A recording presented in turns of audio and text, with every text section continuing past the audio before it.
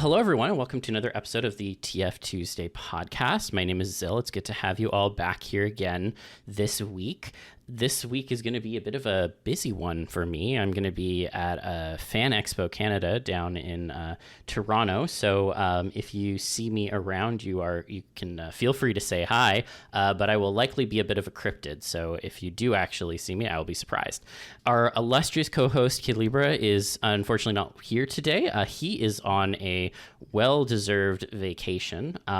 So wishing him all the best. I hope that y'all can give him his flowers while he's away. And if you want to give a bit more, you can always subscribe to our Patreon. We have a wonderful community on our Discord, and I very much cherish everyone who has chipped in over the years we've been doing this. It really helps us keep this going. But enough about that. I'm really excited to have a special guest with us here today. So Onyx, if you'd like to introduce yourself. Thank you. Yep. I go by OnyxEnigma on Blue Sky, FA. I guess you could say I'm somewhat of a newcomer to posting art, furry TFR, but I've been working for a pretty long time. So I'm happy to be here, and it should be a good show, I think. Hell yeah, no, and it's great that you've been posting over the past little while. I know you mentioned you'd kind of been lurking. What was kind of the impetus to make the jump from lurking to actually actively posting? Oh, well, I guess I should preface by saying, I guess like a lot of, people who, find themselves liking TF, it's one of those things where, you realize it, I guess the same thing with like furry too, right? You always kind of know, Yeah. like, I mean, I remember bookmarking. I used to go on, if anybody here remembers Transfer, like the website. So Yes. I used to go on that back in like 2014, 2015, and I would bookmark my favorite art on my Wii U. Oh my gosh. Yeah, I will. So actually, I look back on it; they're all still there too, all the bookmarks. And I filled it out. I maxed it out. If you didn't know, there was a maximum amount of bookmarks you can have on the Wii U. So I maxed it. Wow. If you can believe it. I So didn't know that that. I know. Well, now you know. It's about 30 or 40, I think, or something like that. And I had it maxed out. And so, I started posting art generally, like just regular art, Hmm. back in like 2019-ish. And, I was non-furry art, but, I had a furry piece or two mixed in because, you can't help yourself, right? And Oh then, yeah. the pandemic hit, the classic story, you're like, oh, wait, hold on, like I can be weird or whatever, and I think, slowly I just kind of realized like, oh, life's too short to not be cringe, I guess. Yes. And and I'm still learning, and I think we all are trying to shed this idea that like, you try, I guess, yeah, trying to let yourself be cringe, I guess. That's the, and so that's been a process. And so I think 2023 was when I said, I kind of sat down, I'm like, oh yeah, I'm a furry. Hmm. So then that was 2023. And then 2024, I'm like, all right, screw it. I'm going to start posting art, furry art on my, for non-furry Twitter. Yeah. So, that was a process too, because, I already had some furry followers, so it was kind of like, it wasn't like insane.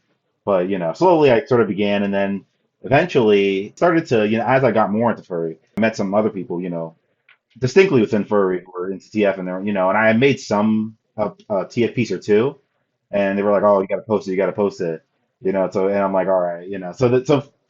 So anyway, it's been a journey, I guess, sort of slowly overcoming that, I guess. Yeah, no, that's awesome. And I will say that I feel like for a lot of folks, I mean, like you said, familiar story in the sense that I think COVID and the being in lockdown made a lot of people reflect on what was really kind of interest to them, and like how do we allow ourselves to actually enjoy the things that we enjoy, right? So I think that's always really good. And what was that first piece, if you don't mind me asking, that you were Oh, like, okay, here's the TF jump in? let me think. So I actually, okay, if you want to say like what is my very first ever piece of TFR, I don't even know if I have it anymore. It was actually way back in like probably around then, like 2015 or whatever. I remember there was a story, a TF story I read. Oh man, and I came in here with a few names in mind with people. Yeah, I know that's something we'll talk about a little bit. Influences, Yeah. I definitely have a few, but I forgot who made the story. But it was a story about like maybe someone will find it, but it's about someone who got I think it was a dragon mask or something, Okay. and that was like the plot, and then like they put it on or whatever. I just remember I really loved that, and I think I drew a piece like of that happening, Okay. and it wasn't really like there was a bit of TF, but back then when I was really young, I drew only landscapes. And so I didn't really start to learn how to draw even people until like 2015. So that piece was like so crude, even to me at that time, that I'm like, oh man, I can't do it, like I was like, I'm not skilled enough to do this. So I think that was probably like the very, very first. But if you're talking about the first piece where it's like I sat down, I'm like, yeah, this is, I think probably within the last, I did make a piece last, I'm not sure if I ever I'm not sure if I posted it yet, but there's a piece I made based on like this RP I did with someone. Hmm. I had to get around to posting that, but that was probably the first. That was probably the first one in like, my post, you know, like, hey, I'm a furry era that I created. That's like, yeah, this is TF. I remember when I was like scrolling back through your stuff, I think the first piece I mentioned I saw was the one of the guy who was in the lecture while he was changing. But scrolling a little bit back, I realized that there's also a piece you did based off of Toledo's story Secret, Yeah, which at yeah, least chronologically here seems to be the first one that I see posted. So yeah. So talking about the first one posted. Which again, that hasn't been that long. That was I think I posted that back in January, yeah. February. So and that's actually interesting if you asked Toledo about that because I actually was talking with him. I That's not the first thing I did with him about that. The first thing I actually did was actually that was actually back in 2018, I think 2017, Yeah. because I love that story. Like that was one of my favorite TF stories when I was younger, and Yeah. Yeah. I remember like I actually reached out to Toledo. Oh, this is so great. Young and Giddy young. So I reached out to him on Deviant about it back when like people were still on Deviant. Yeah. When we still used it. Yeah, and I remember reaching out to him and I'm like, hey, I love this story and like I would love to back then I was like, oh, I want to draw a whole comic for it or whatever. And he was like, oh yeah. So that didn't really that obviously that didn't come to fruition, but there were a few pages I did of it, but like late, early this year, I was like, oh, I remembered it again. I'm like, I should revisit it. And so then I reached out back to him again. I'm like, yeah, I'd like to not do a whole comic, just do one, you know, Yeah. one piece, just a piece on it. Like, oh yeah, so that's what came out of it. But yeah, that was he has some awesome Oh yeah. he has some awesome stuff. He was definitely someone I really liked, in terms of TF stories. Yeah, no, he's great. He's come on the pod many a times, and I've chatted with him quite a bit. He's a wonderful person, and I'm glad that that was kind of the first thing that let you like dip your toes into actually posting. And it's interesting too because it kind of ties into the first thing I really wanted to dig in with you, and that was kind of your focus on were creatures, and that was also kind of a were creature focused post. So I think it's fair to say that's like the majority of your body of TF work. And I was curious what like formative media led to that interest.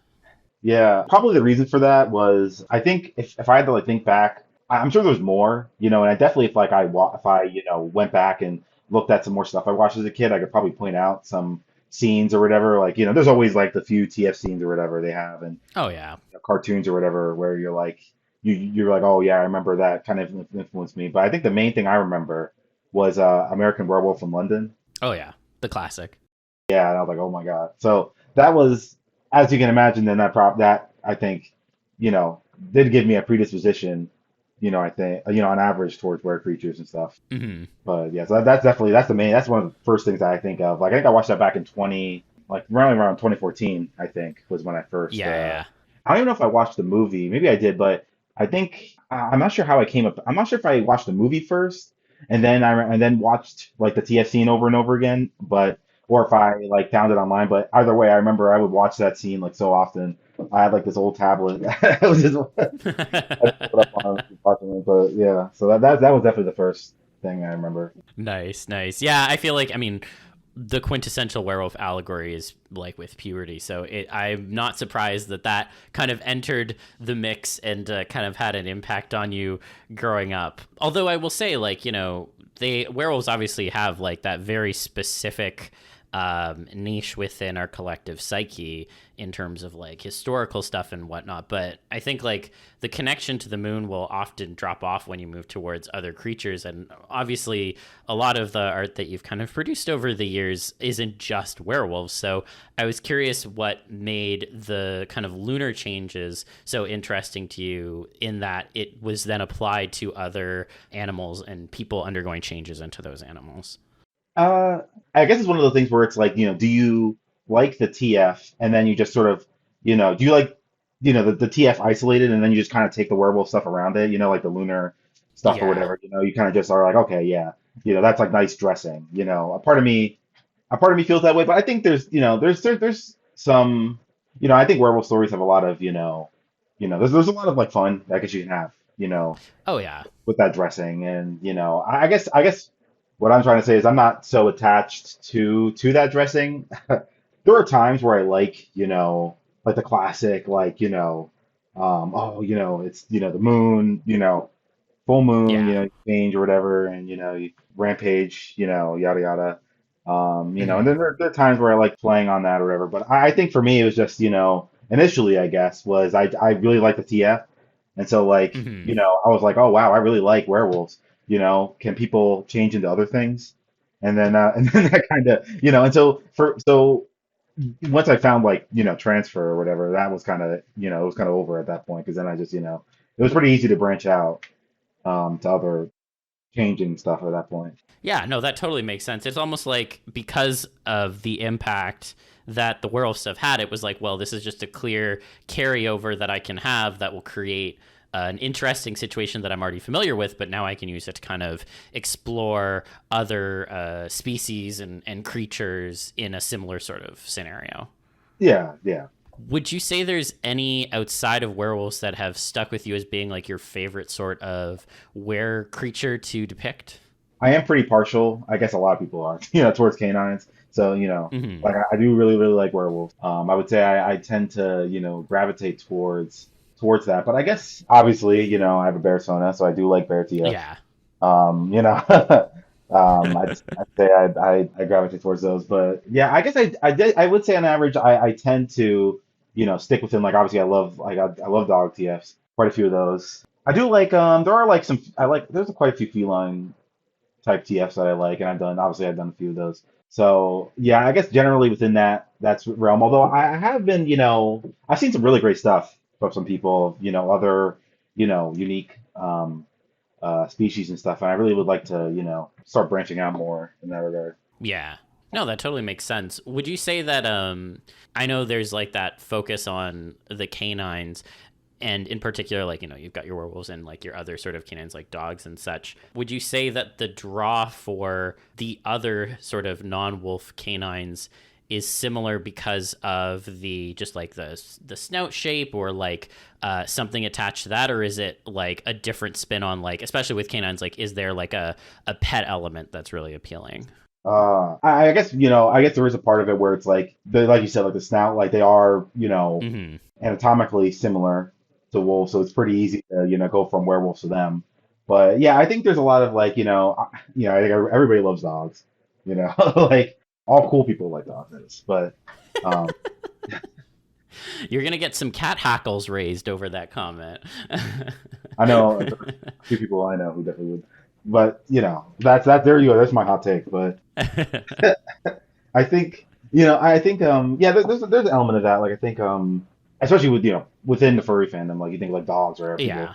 There's a lot of things like you said, like pet stuff. Yeah, I'd say there are components of all that which play into it, but I think there's just fun. They're just kind of fun Yeah. TFs to do. Yeah, there's a lot of really fun and cool. Like I literally just posted one today. So for Yes, the mailman one. yeah, which I've already gotten. People really like that one. So people really just love dogs, and I yeah, I have to agree. So Yeah, no, I mean, I definitely see the appeal too. So, no contesting that from my end. At least in terms of the were creatures, though, at least a lot of the ones I've seen from you, they kind of end up being like a bestial combination of human and animal. And would you say that you like that more bestial angle, or do you like more like the full animal, like quadrupedal angle when it comes to were creatures? I'd say I'm definitely more, especially recently, I've been more partial towards like that. I guess one of the terms people would use is like demi, like Yes. Yeah. Yeah. I've definitely been more, and again, probably a lot of this is just, I really like werewolves, so it's like, it's all kind of coming back around, I guess. But Oh um, yeah. I would say, generally speaking, yeah, I do. Obviously there are certain times where, maybe I might be partial toward otherwise, but I think, even like when I draw, Hmm. I really like, I always really liked the mid forms, like I always really like, those were always a favorite part for me in sequences was always like the beginning and the mid forms. So I guess that's just sort of translates to what you see, I guess, in terms of you Yeah. know, what I have drawn. But yeah, I would definitely say so. Yeah, and I mean, I think the demi angle also makes sense given like I mean, a lot of the stills that get circulated around, I feel like every month from the movie, I mean, a lot of it is focused on those sort of like fleshy demi changes at certain points, Oh yeah. particularly with the snout. So I mean, it's a very clear through line. I can see, I love demi too, so like I fully get the appeal. So um, do you ever though, like especially when you're like creating were creature pieces, do you ever have like specific things that to you stand out as being essential? Like are you a tail versus no tail person, or Uh, like does the animal always have to be like digitigrade or plantigrade? Like do you have any like must haves when you're doing any of those? yeah, well, there's definitely things I like. I guess this. I guess this kind of gets into a convo of like what is like my favorite sort of werewolf design, I guess, Yeah, yeah. or creature design. And yeah, I would say what I've grabbed right now, I guess, because I think this does change. I'm in different moods from time to time, but Oh yeah. yeah, I do really like. I am a tail. I think, and actually, I made a Blue Sky post about this, and people seem to agree. People do say tail Hmm. for werewolves, and I guess we could probably other were creatures, which I agree. I think tailless werewolves are weird.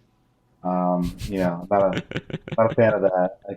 I would say. I'm a big tail person, so I'm fully like I'm nodding my head in agreement right now for the Yeah, record. I will say right now, like I am not like my profession is nowhere near biology, so Hmm. I don't know anything about like anatomy or like people be like, well, anatomically this or that. I don't know. I like the tail.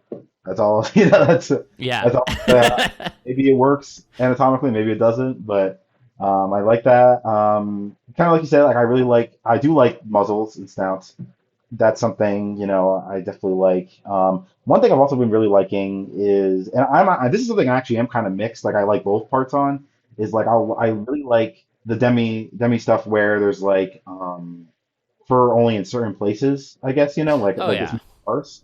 But then I'm Yeah. also kind of I've also again I go back and forth with this because I do really like fully fluffed out, I guess, werewolves too at the same Yeah. time. Where I've seen this, where I really like it, is this one artist who I don't know if they're on Blue Sky, they're on Twitter. I know they're really big. What is it? What is their name? Winton or Wintum? They've posted some of these images. They're furry artists, but they made a few wear pieces, and the way that they render the fur with on muscle is really good. And so that's something I also like too. So I go back and forth between that. Yeah. Yeah. No, that's awesome. I mean, I think there's a lot of really interesting fur patternings that you can introduce with them, especially like, the midway points, or like if you, get stuck at the midway point, like there's a very good kind of variation you can go through in terms of like, are we going to have like fur going down like the middle line of the stomach, or is it going Oh, to yeah. be like focused on the shoulders or the back, or like there's so many different interesting options that you can really play with from that perspective. Sure, sure. I tend to like the idea that you know, it sort of sprouts out from areas where, hair naturally sort of already grows on people. Hmm. So Yeah. so when I do the demi forms, I tend to render it that way. And sort of just have it spread out from there. Oh, yeah. No, that totally makes sense to me. Would you say that you have a favorite way to have someone transfer their wearism to someone else? Because I mean, Oh, obviously there's the classic bite and such, but I feel like there's like such a variety in terms of ways in which people like that sort of like transfer to happen, and I'm curious where you sit on that front. well, there are a few ways. So, yeah, I will say I am a fan of most of the ways that people know of, like the bite, Hmm. fluids or whatever, I'm a fan of that. Yeah, yeah. But I've been liking certain scenarios I've seen from time to time. I think there was actually, I think there was a movie that was made that which had this premise, which was like a virus or something. Oh Um, yes, yeah, yeah. It was. I think it now, was just called Werewolves or something. so I know what yeah, you're there was talking about. that one that was really recent. Which that was all right. That movie, the TS were all right. They were fairly good. The movie itself, was not that great, but Not that great, no. but yeah, I really like that idea. Like of like a virus sort of thing. I think that's a really cool premise. That was done then. There was another movie I think, which was like one where it was like a serum or whatever. And I Okay. remember there was like the government was doing something. I forgot what it was called, but I think it was made back in like Yeah. the early 2000s. I just remember there was a TF, there was a mass TF in it. I remember where it was in an airport, I think. But I don't know, yeah, so I really like that idea. It's something I've been wanting to, play with more. But yeah, so yeah, I would say I'm a fan of most of the, Hmm. most of the way we'll do it, I guess. Was it Battle Dogs? Yes, yes, I think that's what it was. Yeah.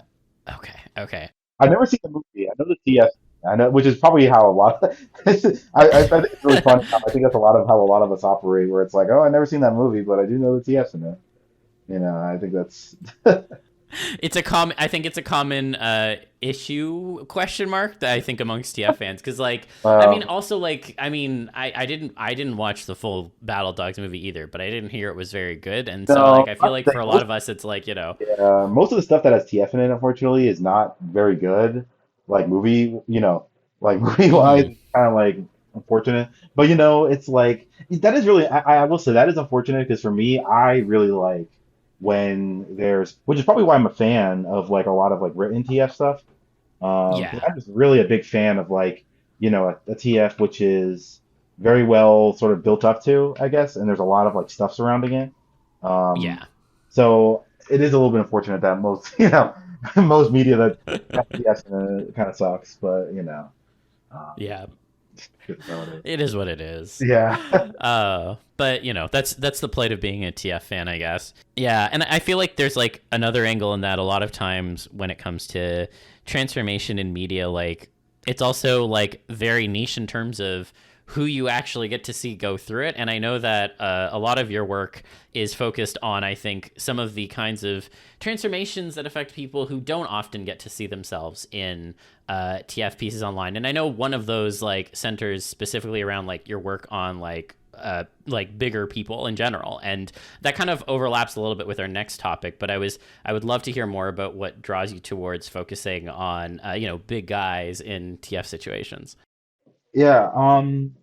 It's kind of interesting. This is tied, to TF, but it's also sort of tied to like, I think even like furry in general, because I feel like Mm-hmm. I know we're gonna talk about this more later about like race and stuff, but Yeah. it's sort of connected where it's like, you know, you get into something, right? And it's like, as someone, who isn't white, right? You get into something and you're in a space and you see people depicted which are, and I guess if we're talking about, like TF, it's mostly white, which is, it's, you look at it and it's like, all right, that's fine. It's actually the way I think about this is I used to draw when I would draw, growing up, like, again, I was not a TF, like, obviously I like TF, I just, Mm-hmm. in the denial phase, I drew a lot of people. I drew humans predominantly, actually. Once I started to learn how to draw them, and I always drew like for all my OCs, all of them were white. All of them were white, and they were all skinny. Mm-hmm. And I think that's just because that's all I really saw. Like Yeah. growing, you know what I mean? Like in the media that I Oh watched yeah. And, I think it's really easy to sort of just do that. And, I think at some point, I saw one or two depict, things in media or artists who drew, like someone, someone non-white or something really well. And I was like, oh, wait, you know, like, hold on, like or it's like you start to develop as an artist enough to where you're like, wait, Yeah. like I can do, you know what I mean? Like I can do, why am I doing this? You can Like do whatever you want. Yeah, yeah, exactly. basically, yeah. It's kind of like, wait, hold on, I can draw whoever I want. And so then at that point, I was like, okay, like, I want to see. It's kind of weird because it's like you almost have to realize that you want like more representation, I guess. It's kind of a weird thing. Hmm. I feel like it's actually really easy to be like of a minority group and then not and to, I guess maybe be I guess lulled into complacency, like to not really want any, and I can talk a little bit more about that later, but I guess so big guy was the same for me, like I will say, obviously furry in general is especially recently, like there's been a really big push in the last like couple years towards like, like fat guys and fat and them being like I've seen a lot of posts on Twitter recently, which I try to stay off, but Hmm. um, and even on Blue Sky I've seen it. There's been a lot of push for like in general, people liking big guys, which is really weird to me because I feel like it's been, you know, I feel like that was not the case, a while ago, but Yeah.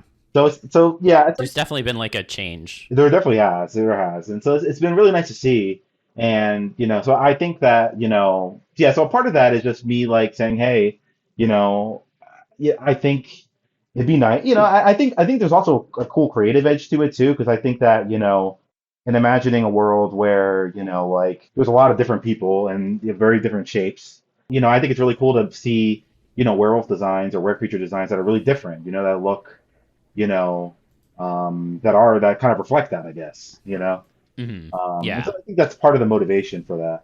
Yeah, no, I mean that totally makes sense to me, and I think like in particular, I definitely agree that there's been a bit of a change that I've like very much noticed in terms of an expansion of the kinds of people who are depicted in transformation situations. Like if we think back to like transfer in like 2014 So, or like the stories that were being written on like CYOC or what have you, like yeah. there was a very narrow band as to who was being depicted. If anything, the diversity you would get is it a woman undergoing a TF or a man, Oh, and that yeah. was it. And like that was like the only really like slider you kind of had. So I mean, it's been really nice to see that kind of change over time. But one thing that also stood out to me was that like I found that as there has been an expansion, in many cases, when you have like a transformation situation that involves something like, for example, like a bigger person or like big bellies, there's usually like a weight gain component that's being like attached to it, not necessarily as like the starting state. And that always struck me as a bit weird. Like, like we can have more than just that. But I was curious if you felt like you've had to work to disconnect the two from each other in your art pieces.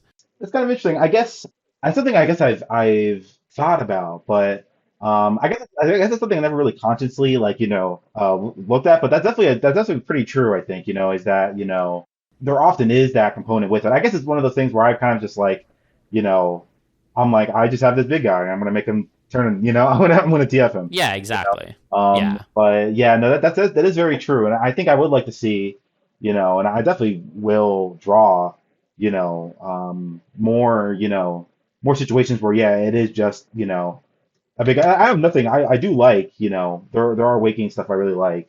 I do like it. Oh yeah, no. Weight gain's great too. To be clear, not throwing shade on No, that's true. that. That's true. But it is. I think yeah, and I guess to me that kind of catches back to the point where it's like I would just like to see more, more rare creatures that have different shapes. I guess or like they're more varied shapes. Because I think that would be tied to the fact that where you have a big guy, a big guy, a big human guy, and then you turn him into a big weird guy, and like that, and Yeah, have that be sort of have some more instances where it's isolated from waking. But yeah, I'd agree though. I'd agree. nice. Why would you say bellies are very hot? I'm asking for a friend, and the friend is me. And friends, uh, I'd say, well, that's a very very potent and very philosophical question, I guess. Yes. I think they, well, I think they're very huggable, I guess. Oh yeah. This is like very base level stuff here, but yeah, I think that um, yeah, I just like them, I guess. It's tough to Yeah. it's tough to quantify that, I guess, but yeah, I think that I think they look very nice, I guess. That's in my Yeah. very very scholarly opinion on that. You just think they're neat, Yeah, I and think which, like, frankly, I agree with. I think one of the things that has always struck me, in particular with like pieces on those kind of axes, is that as you were saying before, like when we talk about like how people look and how you depict them in art, people who have big bellies, there's obviously a lot of like roundness, and to like contrast that against sometimes the more like rectangles that will be like the basis for like other kinds of pieces. I mean, round shapes are always very inviting and friendly, and I think that that is definitely something that has always stood out to me, be it on bellies or pecs or what have you. And I think that in the context of adding them into something that we all love, like transformation, it's either a way to make things more inviting or just a way to make things more appealing, regardless of whatever the kind of end state is. So I would agree with you. I think they're just neat too, and I think that there's a lot of fundamental appeal, not just from like a like a philosophical perspective, but also from like a pure art perspective. Like circles are a very good shape. yeah, that's true. And I mean, I draw. One of the reasons I draw big guys because I am a big guy. So it's like, Yeah, again, it's just the same thing with the race thing where it's like I just haven't seen, I just don't see that. I don't see art. yeah, So it's like part of me is just wanting to put that, put more of that in. And it's kind of funny because it's like you can kind of tell that there is a relative lack of it because so me and Silver, I did a trade with him very recent. I'm trying to Probably remember which silver this is. he goes by what's his name on FA Silver WW, I think. He's done some. Oh yeah, okay, yeah, Yeah, he does a lot. He's pretty much like he primarily does like werewolves and stuff. yeah. We did a trade recently, and so I gave him Sona, which a bigger guy, and he did it, and it was interesting to see a couple of the comments where it's like, wow, like I guess and I've seen this on mine too, on some of my stuff where Hmm. it's like, wow, cool to see big guys, this and that, and I just think it's kind of it's still kind of a novelty, I think in a way. Like I said, I think there's more of it, but like you said, I think, a lot of times it's tied to weight gain as opposed to you already have a big guy from the beginning. Yeah, Usually exactly. small, it's a skinny guy going into a big guy. So it's nice to see. So yeah, I think it's just nice to, it's nice to see more guys that look like me. I guess that's the point of that. Yeah. No, and I think that's a very good position to be starting from. And I know that that we've kind of like danced around a little bit already, but like a lot of that also ties back to kind of like the diversity or lack thereof sometimes when it comes to transformation subjects. And like I've had conversations about this before, where sometimes it's kind of hand waved away as like, well, this is a product of the pool of commissioners, but I don't really think that's the only reason. And obviously, it has knock on effects broader than in just art directly. So I was curious to hear more about your thoughts on like that front in general. Yeah, well, I mean, let me. I guess I'll say this as someone who's been a lurker. Like I've lurked for a very long time. Like I was, in the community. I think it's just because you don't really think, as a black guy, you don't really think there's other people who like it. Like in fact, Hmm. like so. Okay, so I guess it's like, I mean, when I was a kid, or when I was younger, right? I was like, wow, I like people turning into animals. There is no way in hell anybody else likes this.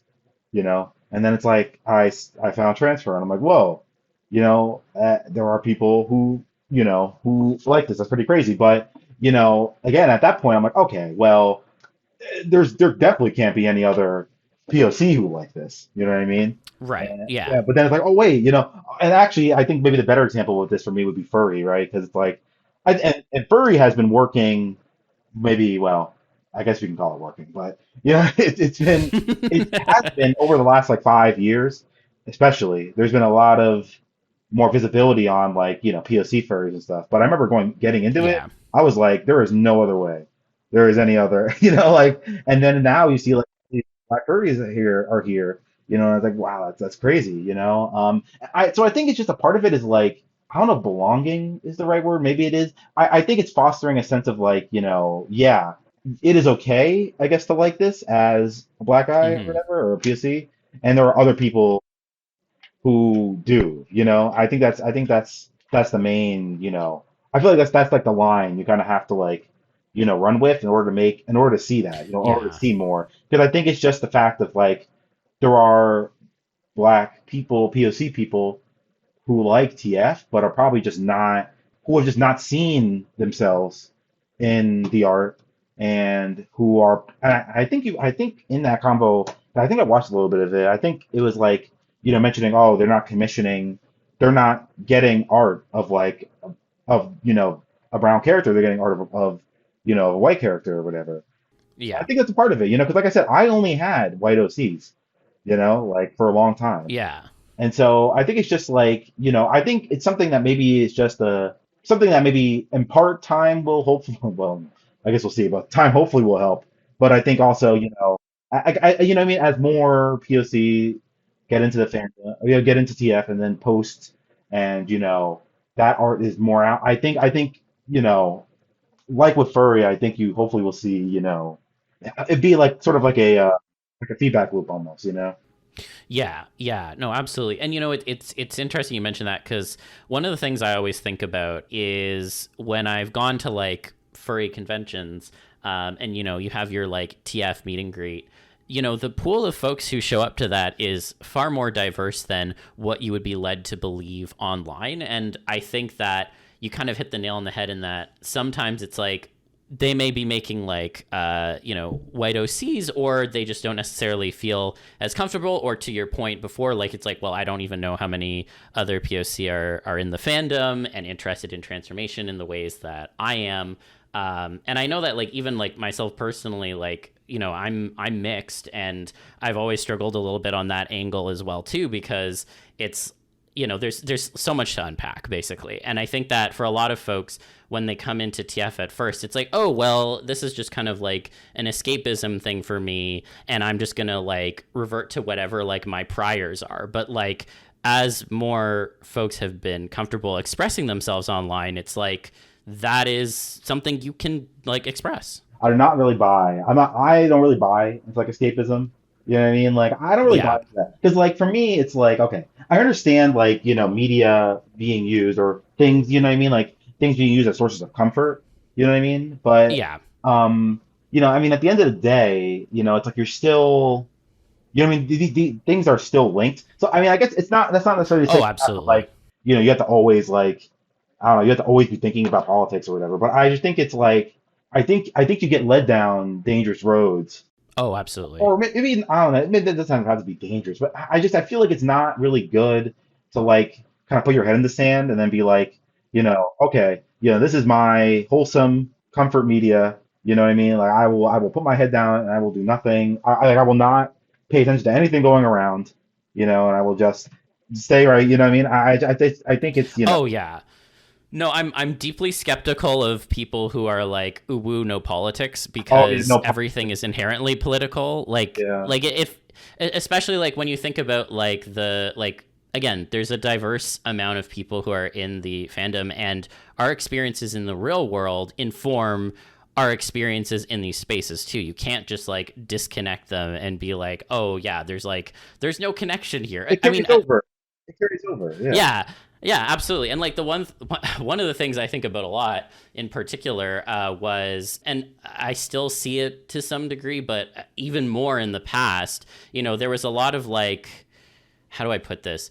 I think there was a lot of like fantasizing around like becoming animals that like I'll give you an example, like working as a bomb sniffer dog for the police. Oh, yeah. What are we doing here when we're doing that, right? Yeah, like German canine unit Shepherds stuff. sometimes, yeah. Yeah. Yeah, and like I think I see a lot less of that now because I think, a number of people recognize, hey, maybe that's not like the best thing to A be lot of that depicted came in out in art. 2020. I feel like that was Yeah. kind of like you really saw a lot of that.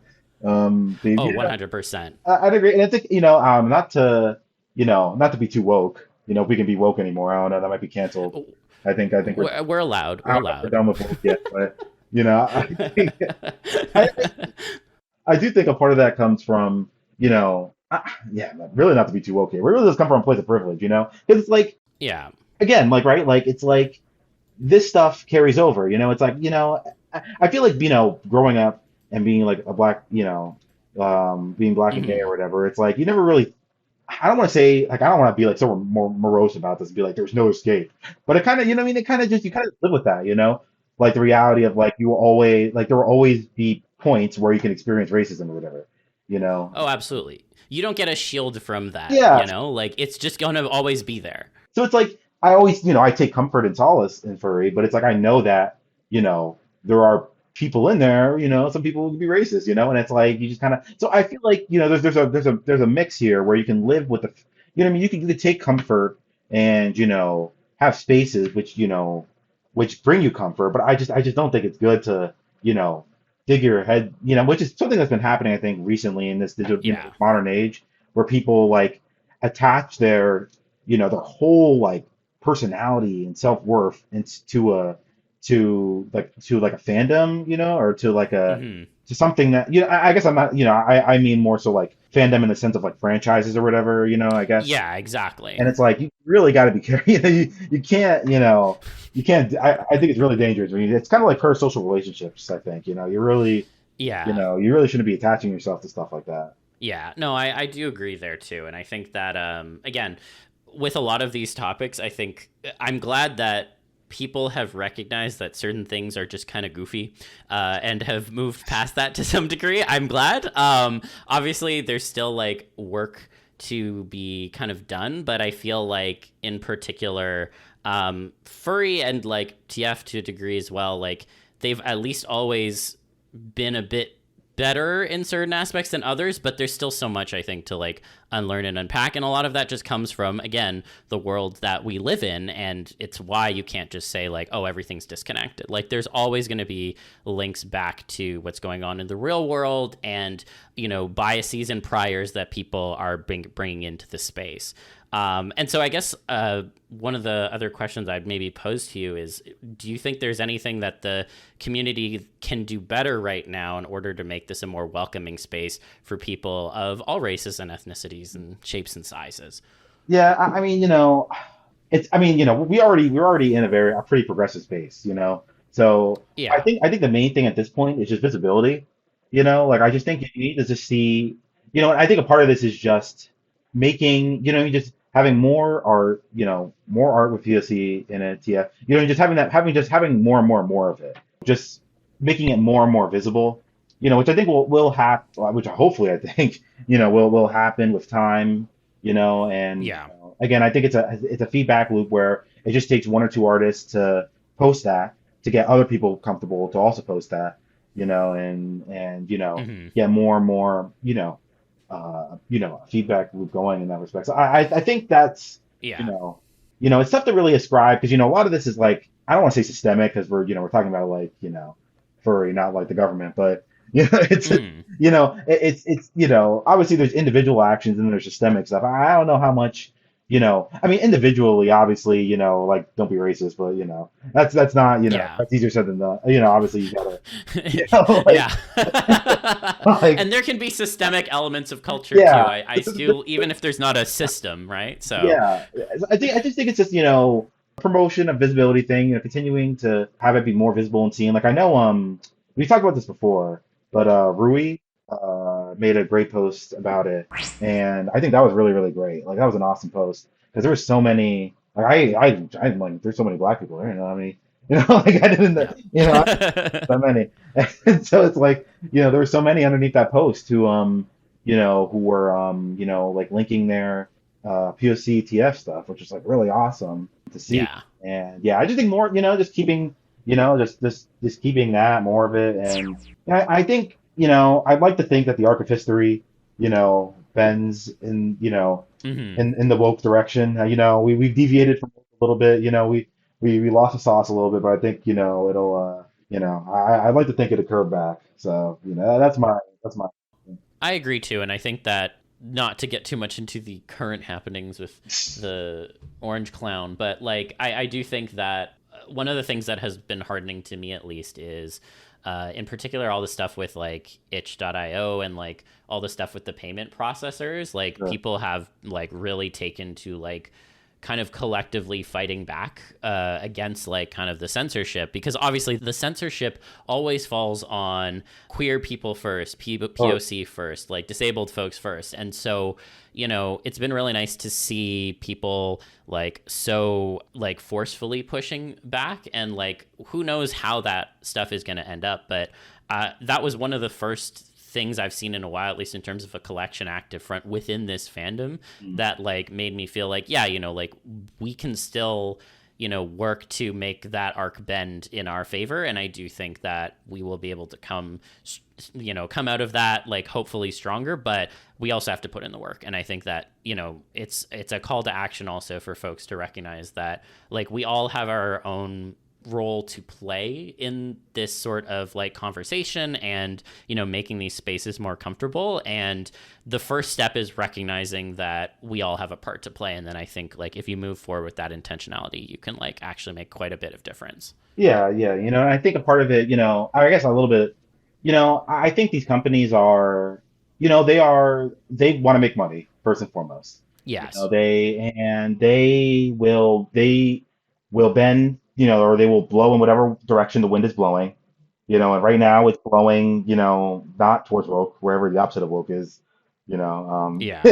and, I think that a part of fighting that, I guess, obviously there's, that's dealing with large scale systemic things, which, like I said, I do think that, over time, I'd like to hope, that our Yeah. history bends correct. But I do think a part of that is also, a part of getting through that is, yeah, like, these community, you know what I mean? Like, I think you look at in history, queer people have always sort of have been very resilient, and, Oh, absolutely. and I think that, that resilience comes from being outsiders, being countercultural, you know.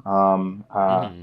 I hate to use the word, I hate to use like the phrase like keep furry weird because it kind of sounds like it sounds exclusionary in a way, but I think it's kind of true.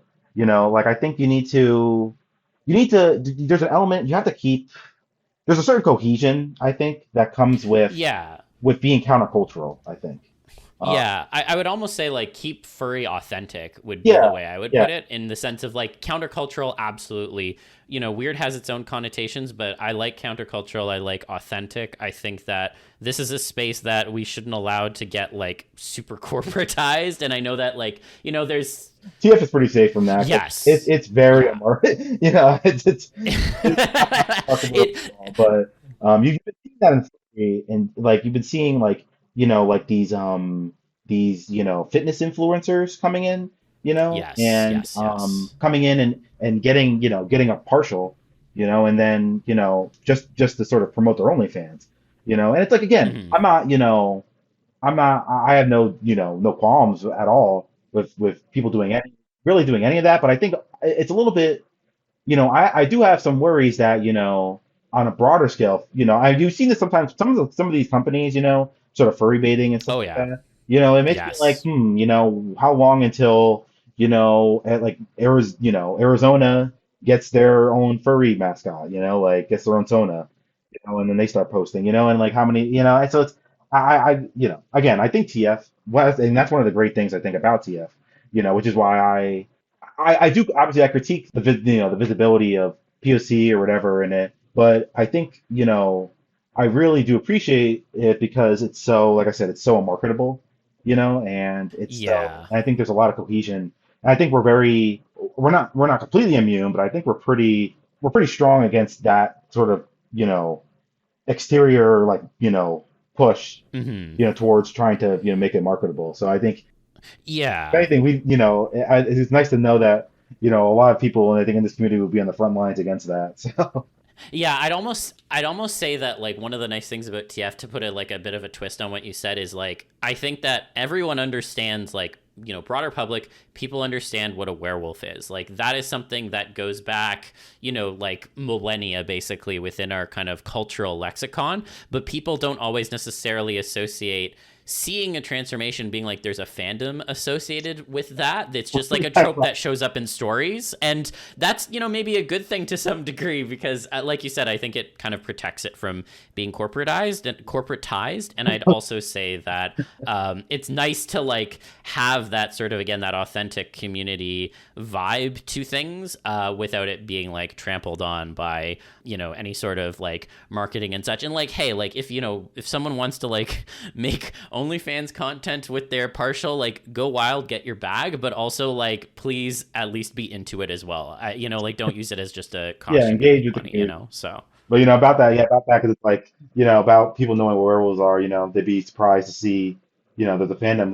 Then you tell them, you know, they want to do what with a werewolf, and then, you know, there you go. yes, There's your the monster fuckers come out, you know. So there's your marketability. So yeah, exactly. Oh man. Well, I did want to also get a little bit into kind of your art process in general. I know we've like spent a lot of time talking about slightly heavier topics, but so you know, I think in particular, you know, I always find everyone has like, you know, their own unique artistic style. And you know, one thing that really stands out to me, and I know you mentioned it earlier, but like the focus on landscapes really adds to a lot of your pieces. And so I was curious to know if you had any sort of like inspirations in the fandom or outside of the fandom that helped you kind of hone in on a look for your artwork in general. yeah, and so this was definitely an interesting one.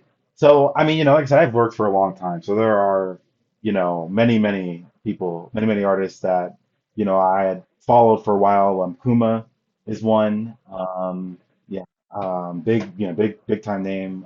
V, when they were still, I don't know how much art they've been making nowadays, but because V does a lot of I think now they're doing they have like a clothesline. I think they like they Yes, made like yes, those yes, yes. shoes with the paws on the bottom or whatever. So good. But back in the day, oh my God, they had some really great TF pieces that I just absolutely loved. I still love them. I still, you know, will go back to Oh them yeah. from time to time. I definitely had quite a few of those bookmarked on on my Wii U. And Oh yeah. Lobo Leo is another one. There's so many. Those are definitely some of the few, some of the big ones that come to mind. But like I said, I was on transfer a lot, so you know, name any of the big artists on there, and then I probably, you know, I probably, you know, knew them or looked up to them. So you know, and so that was definitely, you know, so in terms of, you know, influencing probably the stuff I like in TS, you know, they were probably hmm some. Those are definitely some of the people, you know, the people who influenced that. But yeah, in terms of you know, I guess in terms of landscape. So I mean, I mentioned this before, but I growing up, you know, I didn't draw people. I drew landscapes. Like I drew a lot of Yeah. you know, uh, that was the main thing I did, and I only really started to like hmm sit down and be like, I want to learn how to draw a person back in like 2016-ish, and you know, I didn't really get like, you know, comfortable, I guess, with it until like 2017, 2018. And so it took me a little bit hmm to you know, get in the swing of that, and you know, and so we're not even talking about, you know, even doing furry stuff yet. That really didn't come until after like 2020, you know, 2021, you know, when I actually, you know, try to do, you know, sit down and do that. But so yeah, so landscapes have, you know, those have always sort of been something I really loved. So it's for me, it's like, you know, I like TF and I like landscapes, so I'm like, I'm just gonna do both of them, hmm you know. And you know, I really like, Makes sense. yeah, I really like, you know, I really love nature, so that's why, you know, a lot of pieces, you know, that those are the types of landscapes I really like to do. I've been trying to, you know, do some more cities. I'm not a huge fan of hmm city landscapes because they're kind of pain in the ass. But you know, it's I do. I mean, I will try to do some more. I'm gonna try, but yeah, I love nature, so that's something I like to incorporate.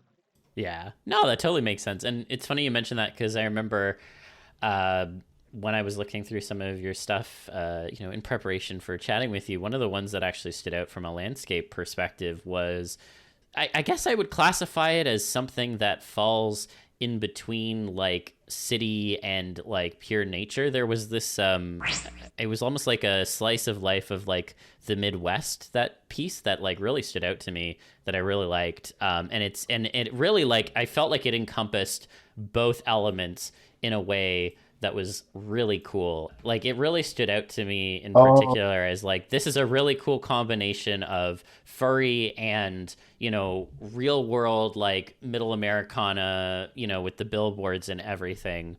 I thought it was such an interesting combination of those two things put together. yeah, yeah, yeah. I remember this one. Yeah. This is when I was on a last fall. I was kind of like on a, you know, landscape kick, I think, in or landscape plus furry kick. Which I still kind of, I still really enjoy. There's a couple great artists in the fandom who've done similar things. What's their face? Starts with a J. I think it's Jacardo, or they're really big. Like there's a couple pieces of them that are pretty iconic. That they've done a lot of like landscape, with like Mm-hmm. furry characters involved, which I've really liked. And this is something I really, I've enjoyed doing from time to time is, sort of these I don't want to say like banal or like boring landscape, but things that are like, yeah, like more so like, you know, um sort of emblematic of like uh everyday life, I guess you can call it. Yeah. Yeah. You know, it's something I've done, and I've been kind of, that's something that's a I guess a theme or idea I've come back to a lot from time to time. Mm-hmm. It's sort of, these pieces that are, sort of like, everyday life pieces, I guess. Yeah. No, I dig it. And I think one of the things that like that makes me really connect with a piece like that is that it's like, this is something I could see, like, going outside and like going for a drive or something. And so having that almost like casual authenticity would be the word I would almost use. Yeah. And then have that combined a little bit with like furry, I think is a really interesting way of just like creating art in a way that not only obviously satisfies like kind of the furry audience element, but also is like creatively interesting for yourself as an artist. Yeah, yeah, I'd agree. I'd agree. Hell yeah. Would you say that that style that you've kind of honed in on lends itself better to single images or to sequences? Because I think I've only seen, well, that's not fully true, but I think I've seen mostly single images from yourself. And then there's been one or two that are like more linked to one another. Do you feel like your style lends itself better to one or the other? Or do you have to like change your approach when you're tackling one? Well, I would say my proclivity towards laziness uh, makes me more towards the single images. This is kind of interesting because like I do really like sequences, and I've done sequences mainly though. I've done them on commission mainly. Hmm. I guess it's kind of interesting. I guess on my own, I tend to not do too many sequences, which is kind of, yeah. I don't know. It's kind of an interesting.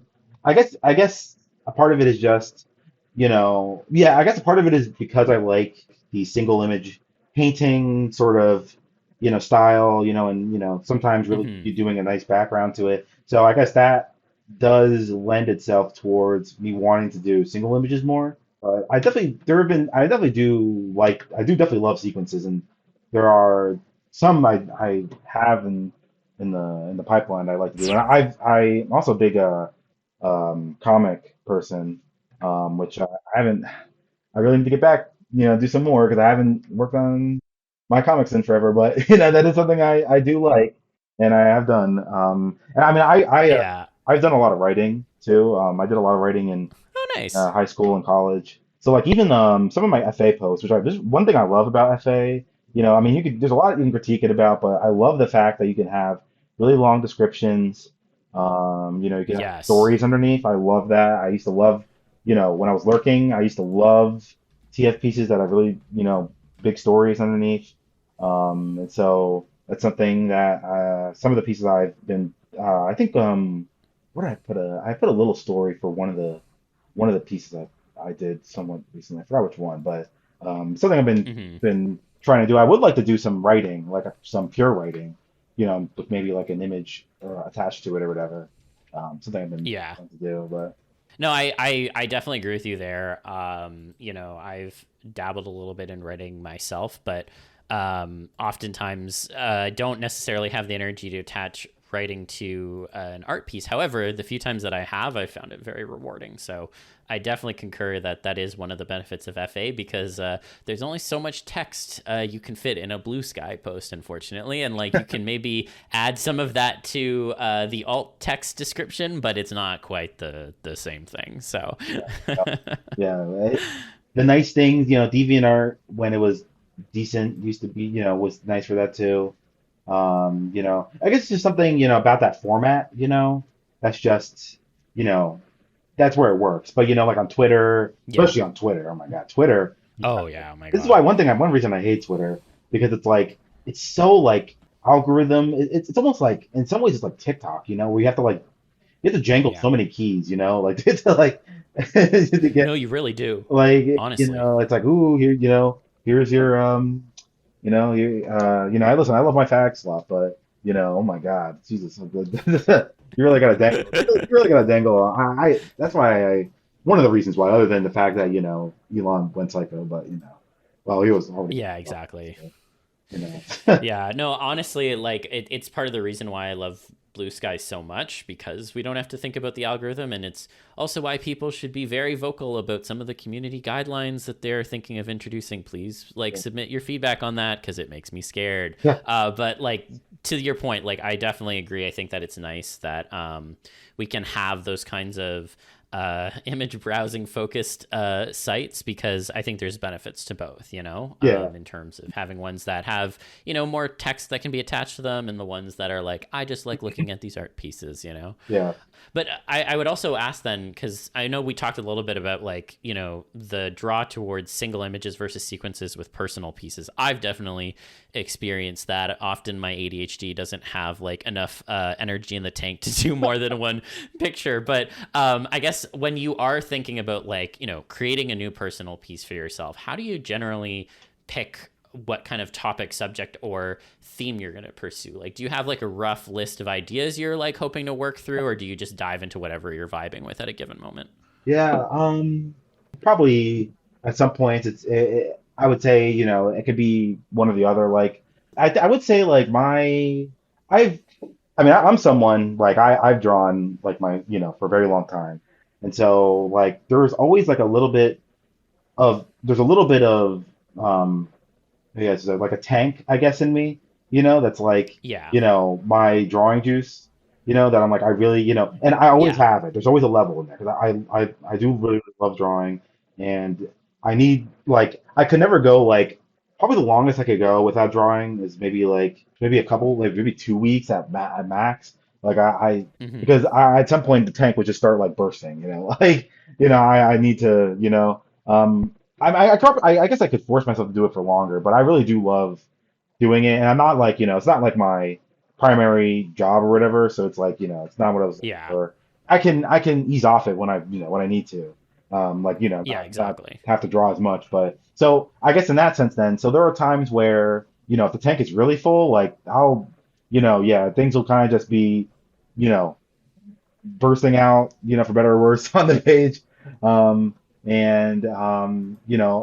I do have kind of a cache, I guess you could say, of like Yeah. themes or ideas, which are kind of, which I've maybe been, ruminating on, or things I had in, the past, I really want to, do. But there are definitely Hmm. times though where it can be a little bit of a struggle. Like, it's kind of like if you've ever spent any amount of time, learning how to draw or whatever, it's the we're so back and it's so over cycles of drawing. Yes. You know, and more formally, you could say it's your ability to see versus your ability to draw.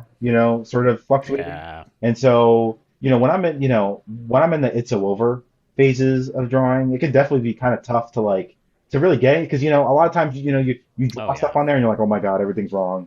Like the anatomy's so bad, and it's like it's just not. And so.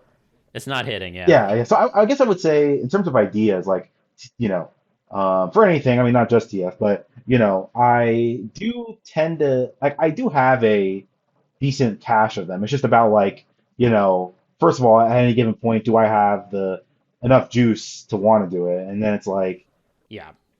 are we in a worse so back or it's over, cycle? And then Yeah, that sort of exactly. influences it. But yeah.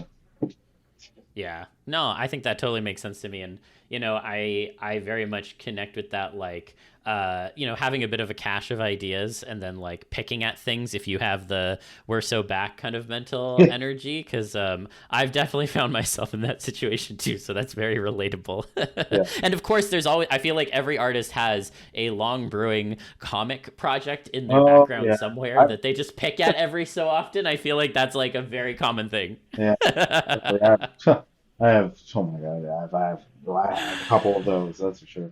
Yeah, I do too. So I feel you there. Um, I guess then the other question I would ask is like, and maybe this is a bit more of a challenging one. I know I've struggled answering it before, but would you say like what would you say differentiates your work from your TF artist peers? Like in other words, what do you feel makes your stuff uniquely yours? So I think this is actually kind of interesting because you know, this is one of the things where it's actually, I feel like for me, what makes it different is that I mean, I know there are definitely people who have, I'm not saying I'm unique in that I've worked for a long time, but like, I feel like Yeah. for me, it's like one of those things where I mean, I worked for 10 years, pretty basically, Hmm. and so I feel like I had a lot of time, and I worked for all those 10 years. I basically I drew, I didn't draw any furry art at all, nonetheless, Yeah. TF art. So I feel like for me, Yeah. Yeah. I've had a lot of time where I've just been looking at TF stuff, and I just have, so when you talk about like a cache of ideas, like my cache is like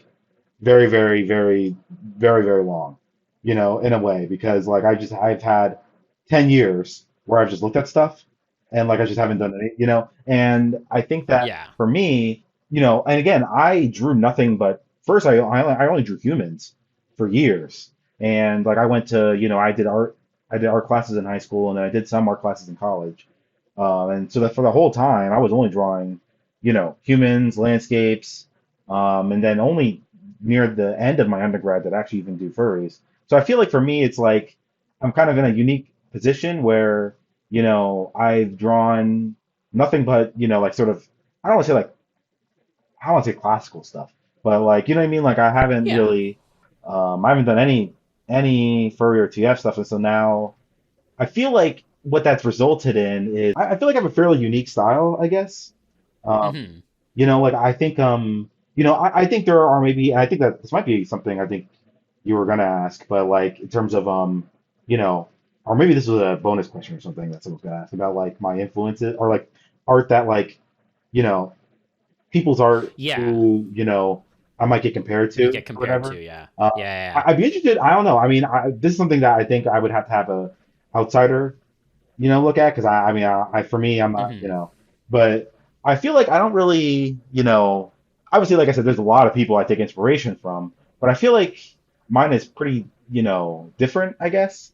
Like I feel like I Hmm. kind of have a hodgepodge of, of influences and sources, which kind of, makes it a little bit different as opposed to like when I was drawing humans, back in like 2018, 2019, everybody would say like my stuff looked like JoJo, like JoJo's Bizarre Oh my gosh. because Yeah. Yeah. I Yeah. loved JoJo's in 2018, 2019, and so like all like my art style was so like I tried to mimic his style so much. So like I feel like I feel like I don't know I feel like so all those things combined I just feel like you know um I feel like the style that I have is pretty in some ways I think is distinct um Yeah. in terms of the influences and stuff. Nice. I have some thoughts on that, but maybe I'll save that for the audience question. Yeah. What I will ask though is, besides like were creatures, are there any other kind of like tropes that you enjoy the most in terms of weaving them into your kind of personal transformation pieces? There's a lot of like I don't know I guess common TF tropes that I do like. I like I do like the surprise element. Like Hmm. something I kind of fall for. Which you've seen Yeah. that in like the cat lecture pieces. That's Yes. also another thing. I am a suck. I love like college themed. I've always liked college themed Yeah. stuff, like in general, like for anything. Like, I really liked Hmm. despite I don't think it was as good as the first movie, but Monsters University, I love I love like things set. You love the setting. Yeah, I like the setting. And so like naturally I think Yeah. that lends towards TF. So that's definitely a setting I really really like.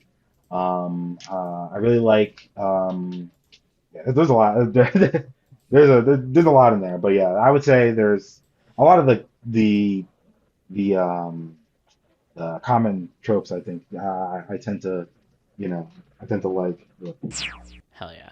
No, that makes sense. And would you say then, conversely, are there any tropes that you're tired of seeing Oh, in TF art, or any that make you immediately disengage from it? let me see. Maybe I'll revert to werewolves here because there's definitely I feel like for werewolves I am not a big fan of the like the alpha stuff, like the alpha beta. Yes. I am not a big fan of that. I feel like it's almost a little cringy.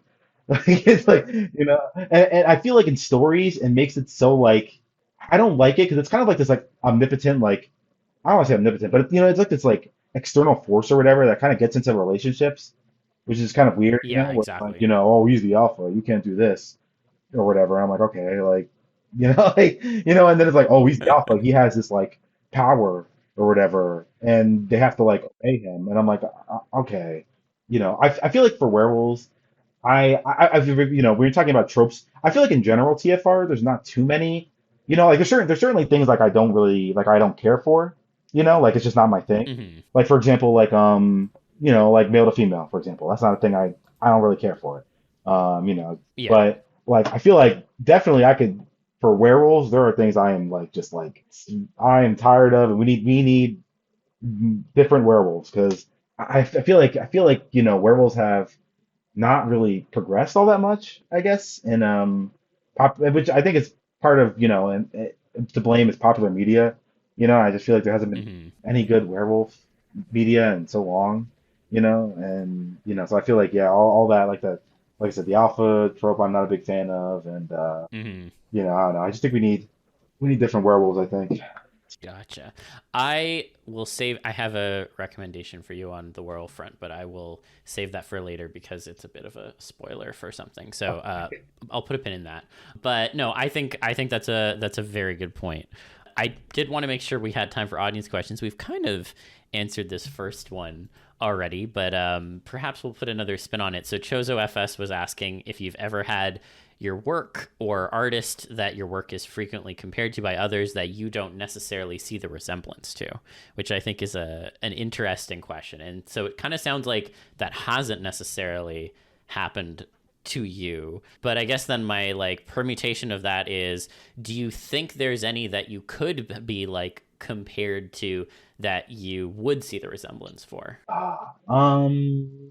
Kind of interesting. I mean, I guess it depends on the piece because I tend to my style kind of shifts around a bit depending on like what kind of Hmm. style. Like like some of my pieces are more like sketchy, like kind Yeah, some are more pencily. Yeah, painterly. and some are more painterly. Yeah. I guess it would depend. Some I will say I really do like like I said when I was mentioning the artist I really like I really really really liked Lobo Leo stuff. So like you might see hints of his stuff in my Hmm.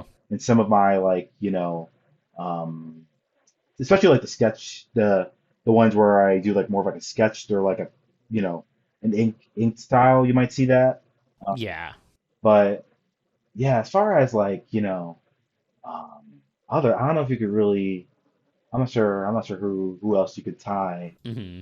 I guess. But there's definitely a hodgepodge of artists I've taken inspiration from. So if someone pointed out one, like I probably would be like, yeah, like there's definitely a decent chance I took something from them. That's a good say. Yeah. I would say the his subject is often quite different from yours, but if I like I think at least for some of your painterly stuff, I would almost throw out used username because I think there's some interesting parallels between the painterly styles that you both do, but also both of your styles move around a lot, so I don't really think there's like a direct one-to-one comparison. But Yeah, I I've seen was this stuff. sitting there thinking of that. Yeah, that horse one was really good. I really really like that one. Yeah, they do great. They do amazing stuff, honestly.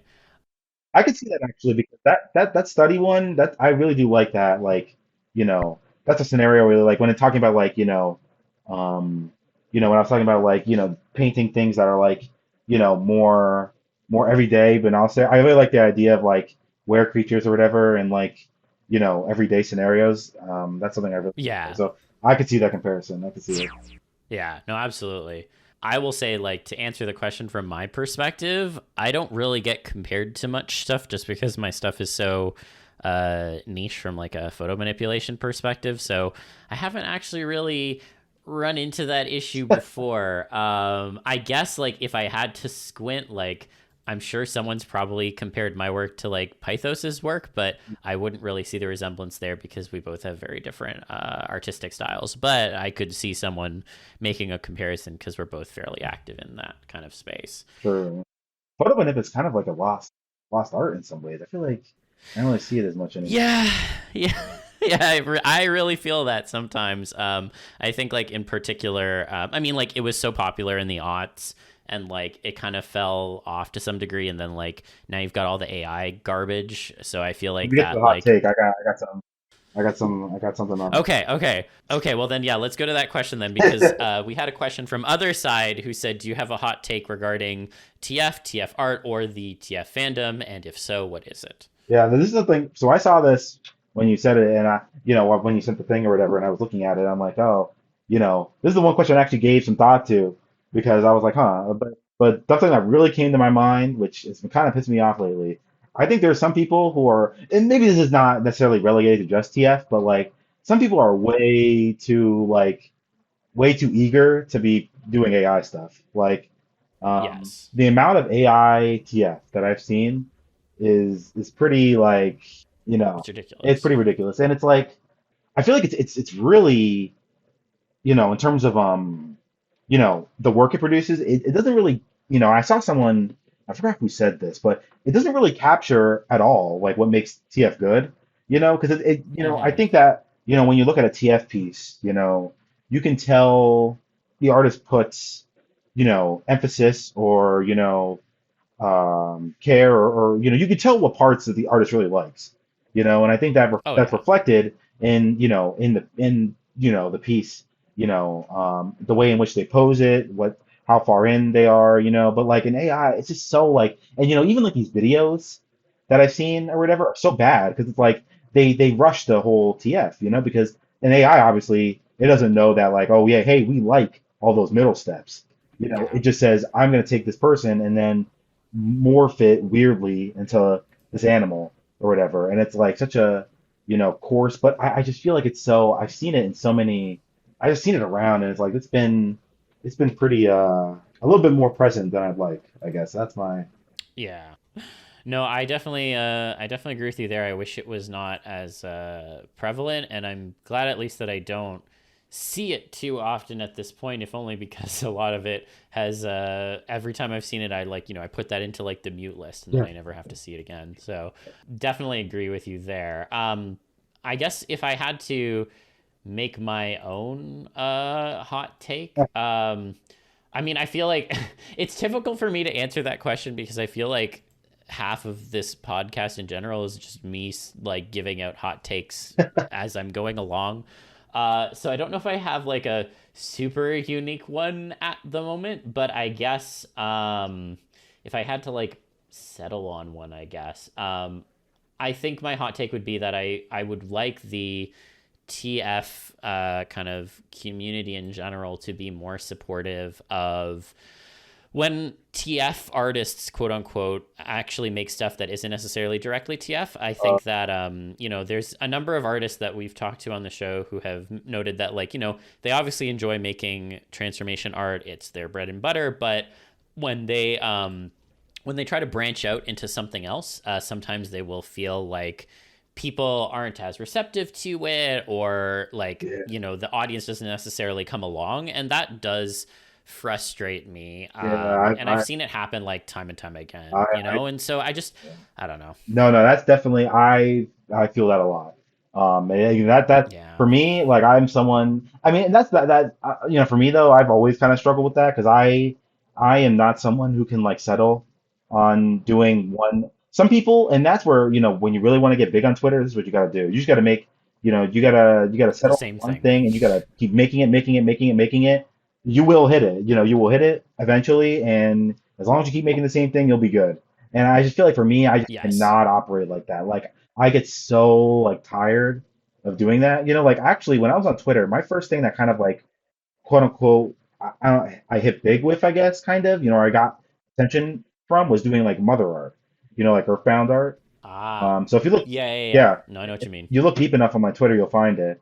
And it's like I love Earthbound. I love Mother. Like I could still draw it, but it's like I just, it's just I got tired of it. I didn't want to keep doing it. And it's just like, man, it really is. I think for furry it's a little bit easier for me because I can link furry into like other things, and it's easier to like like for me like I love landscapes, right? So if I want to do a landscape, my easy get rich quick scheme, make it to incorporate it is to just throw like a furry in it or whatever, and you know what I mean. Yeah. So there's ways for me to incorporate it, but still I do feel that though Blue Sky's a little bit better for that, but it's still it's kind of a byproduct of the social media algorithm, it's like, it incentivizes you to just do the same thing over and over and stay in a niche or stay in like, stay in the same exact lane or whatever, which is kind of, it can be stifling. I can, Yeah, exactly. but Oh no, 100%. And I think the other element that frustrates me is the fact that like even within like the TF lane, so to speak, there's been times where like I've put out pieces that are not really like what I think my audience would expect me to tackle from like a subject perspective. And what I mean by that is like I remember one time I like my stuff is very male focused. yeah, Like a lot of my photo nips are of me, and so that's why they're focused that way.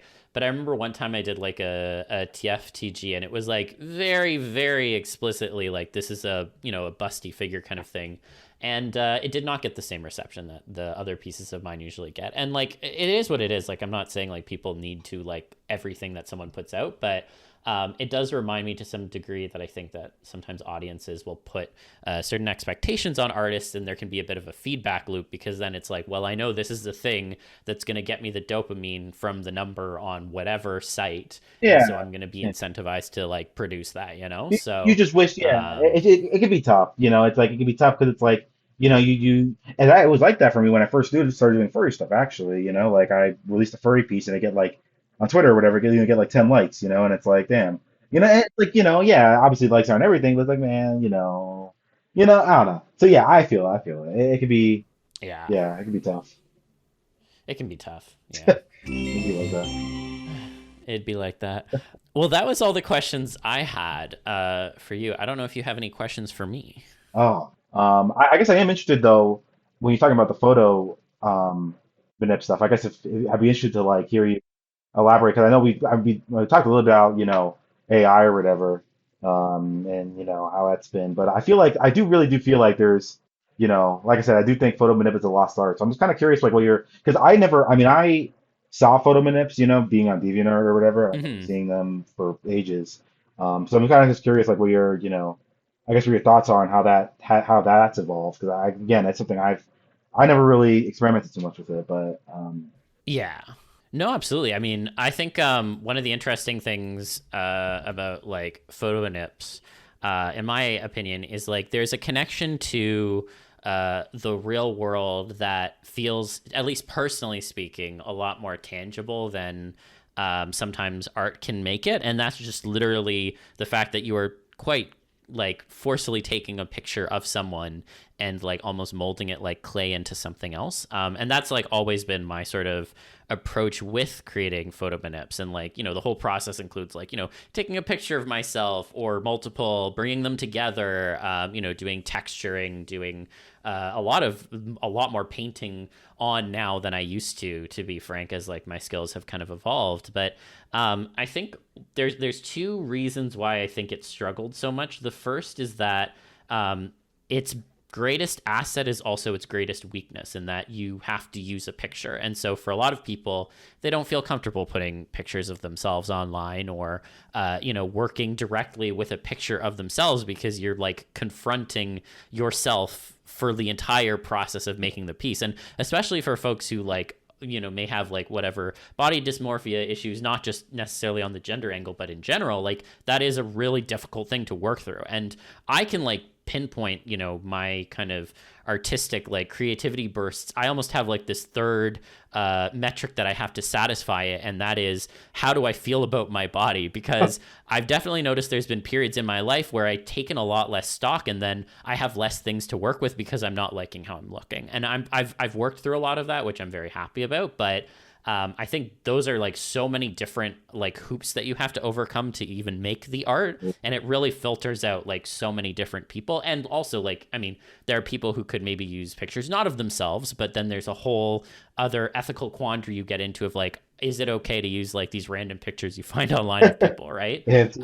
So yeah, exactly. So I think that's like one of the big kind of issues in terms of why I don't think there's a lot of people doing it these days anymore. And then I think the second kind of flip question in terms of why I'm still so into it, I mean, I have like fine motor skills issues that always made like making direct drawn art a bit challenging. And I won't get too much into that because I've talked about it before on this podcast. But one of the things I will also say is that when it comes to photo manipulation, a lot of the skills are actually quite transferable to other things. And a lot of the folks that I remember used to do a lot of photo manipulation have since transitioned into just doing digital art because of all the hoops we've talked about. So yeah. I think one of the things I used to joke was like, well, I have a bit of a barrier to making that transition, so that's why I'm still here. But like genuinely, a lot of my stuff has like painterly elements in it too. So I feel like I can more firmly say it's